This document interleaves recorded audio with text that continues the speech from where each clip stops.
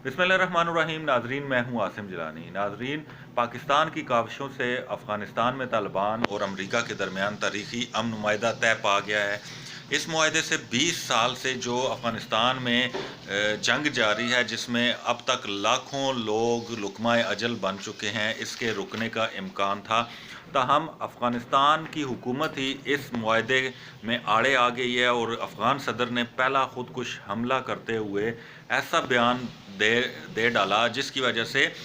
इस अमन मुआहदे को सुबताज किया जा रहा है। अफ़गानिस्तान के सदर अशरफ गनी ने बयान दिया था कि वो अफ़गानिस्तान में जो तालिबान कैदी हैं उनको रिहा नहीं करेंगे। इस बयान के बाद तालिबान की जानिब से पहले दिन तो कोई रद्द अमल ना आया, ताहम दूसरे दिन अफ़गानिस्तान की जानिब से दूसरे दिन तालिबान की जानिब से अफ़गानिस्तान में तकरीबन 33 मकामात पर खुदकुश हमले और झड़पें हुई अफ़गान फोर्सेस से, जिसके नतीजे में तकरीबन 11 लोग मारे गए।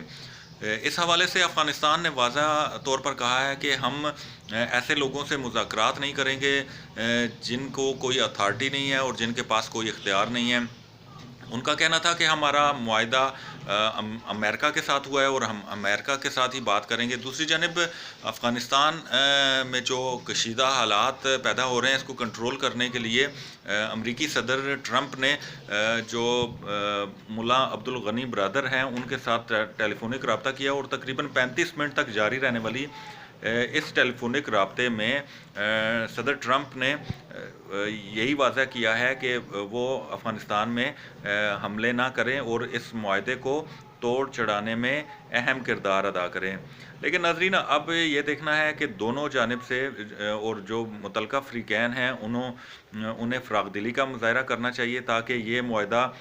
पाया तकमील तक पहुँच सके और 20 सालों से जो अफ़गानिस्तान में जंग जारी है, जिसके नतीजे में लाखों लोग लुक़मा अजल बन चुके हैं, इसका ख़ात्मा और अफ़गानिस्तान अमन का गहवारा बने और वहाँ तरक्की का दौर दौरा शुरू हो। नाज़रीन, इस हवाले से ये भी इत्तलात हैं कि जो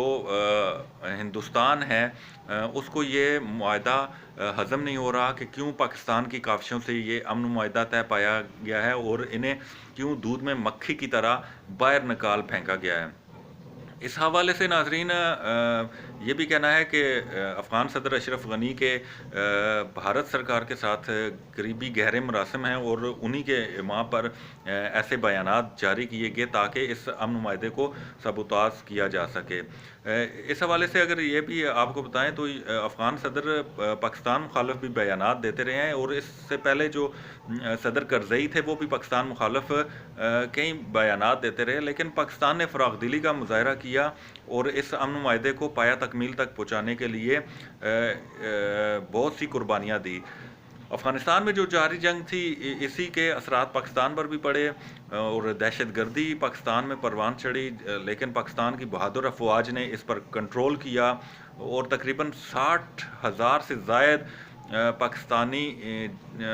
ने जानी कुर्बान की, जिसके बाद अब अमन पाकिस्तान में कायम हुआ है। ताहम अगर अफ़गानिस्तान में अमन कायम होता है तो इसके असरात पाकिस्तान समेत दीगर जो खत्ते के ममालिक हैं उन पर भी पड़ेगा और वहाँ पर भी अमन कायम होगा और तरक्की का दौर दौरा होगा। अब ज़रूरत इस अमर की है कि आलमी क़ुव्वतें इस मुआहदे को पाया तकमील तक पहुँचाने के लिए अपना किरदार अदा करें और ऐसी क़ुव्वतें जो इस अमन मुआहदे के ख़िलाफ़ हैं और इस अमन मुआहदे को पाया तकमील तक पहुँचाने की राह में रुकावट बने हुए हैं,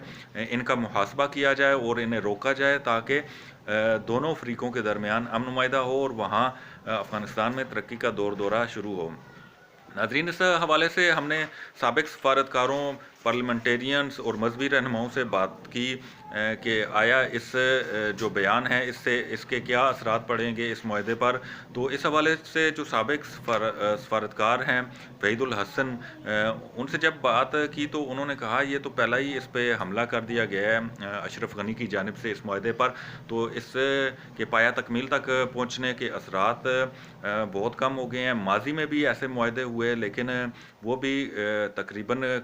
پورے نہ ہو پائے۔ اس حوالے سے جب ہم انصار الامہ کے سربراہ مولانا فضل الرحمان خلیل سے بات کی تو ان کا کہنا تھا کہ اشرف غنی کے بیان سے اس معاہدے پر کوئی اثر نہیں پڑے گا، ہم اس